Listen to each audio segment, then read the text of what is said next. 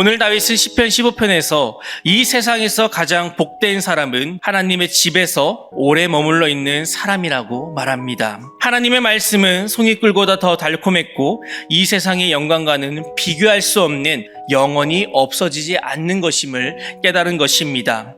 오늘 우리는 이 다윗이 말한 하나님의 집에 거할 자가 어떤 사람인지를 함께 살펴보겠습니다. 첫 번째는 하나님의 집에서 살 수 있는 사람입니다. 다윗은 먼저 여호와여라고 부른 뒤에 하나님의 집에 오래 머물 수 있는 사람이 누구인지 질문합니다. 다윗이 이렇게 하나님의 집을 사모했던 이유는 그곳에 하나님의 말씀이 있기 때문입니다. 그래서 아무리 악하고 험한 세상이라도 하나님과 함께라면 얼마든지 헤쳐나갈 수 있는 용기를 얻었습니다. 결국 이 세상에서 가장 가치 있는 일은 하나님의 집에 머무르며 말씀을 듣는 일입니다. 두 번째는 우리가 중심이 변화된 사람입니다. 하나님 앞에서 진정으로 정직한 사람이 되려면 하나님으로부터 흘러나오는 은혜의 말씀을 받아야 합니다.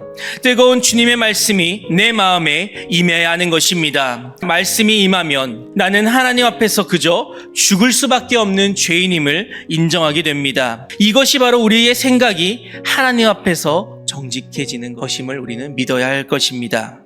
결국 마음에 하나님의 진리가 있느냐 없느냐 하는 것이 그리스도인의 가치를 결정하는 것 같습니다. 세 번째가 가치 있는 사람임을 말합니다. 사람의 마음에 하나님의 진리가 없으면 속이 비틀어져 있기 때문에 자동적으로 우리가 남을 비방하고 욕하기 시작합니다. 하나님의 은혜를 받지 않고 하는 말 속에는 독이 있습니다. 그래서 그 말을 듣는 사람을 고통스럽게 하기도 하고 죽이기도 합니다. 반대로 하나님의 백성은 칭찬을 잘합니다. 하나님 앞에서 자신의 존재 가치를 발견하면 남을 인정하고 칭찬하는 것이 어렵지가 않습니다. 우리가 하나님을 모를 때에는 세상적인 기준으로 사람을 판단하기 시작합니다. 4절 말씀에 보면 망령된 자는 헛된 욕심에 차 있는 사람입니다. 이러한 사람은 하나님을 모르기 때문에 스스로 대단하다고 생각하고 남에게 존경받기 위해 애를 쓰기 시작합니다. 반대로 하나님의 백성은 하나님을 두려워하는 자를 존대합니다. 그래서 서운한 것이 해로울지라도 변하지 않는다고 합니다.